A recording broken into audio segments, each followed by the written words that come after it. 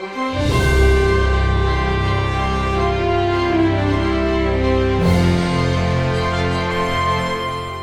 elementary school, I remember I had a teacher named Mr. Rowe. I just remember so vividly when he read us Shel Silverstein books for the first time out loud. That kind of passion and excitement for reading and for performing and for us just getting excited about words. I had a teacher at Plain for art named Miss Sullivan. She bought me my very first sketchbook. As a third grader, that was so formative. She cared about me enough to do that, and I still use sketchbooks today, all because of Miss Sullivan. I still fill these things up, daily because of her.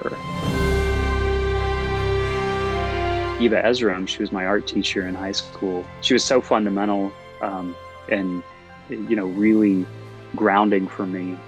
She was one of those teachers that looked at me and said, you know what, it's nice that you can do these things, but you got to take it seriously and you need to work on it.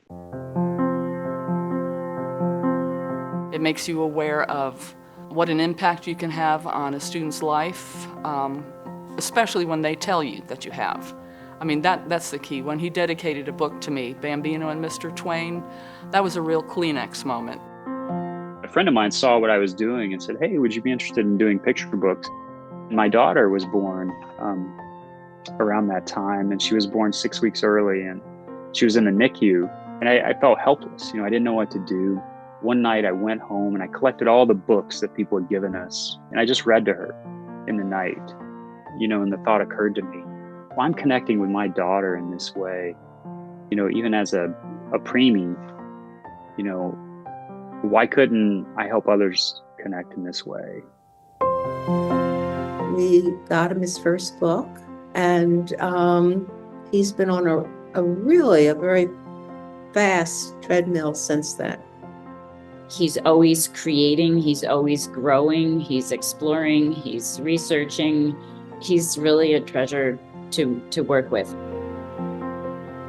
I feel like it's a tremendous honor to get to stand in front of kids and share my books with them and sit down with them and read to them and talk about how I make books.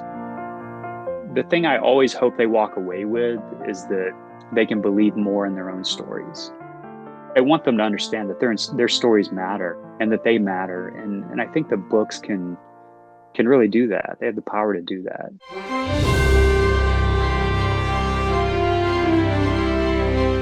He is living out his artistic dream.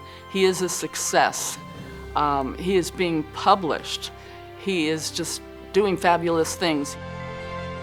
Daniel is heartfelt, creative, funny, down to earth, humble. He really is a storyteller at heart. That's who he is. When all is said and done, what stories do I want to have on the shelves? Because, we only have so much time here on this earth. And so I want to make sure that I try to use that time as best I can. Daniel is a class act. He's not only gifted in art, he is also humble and generous.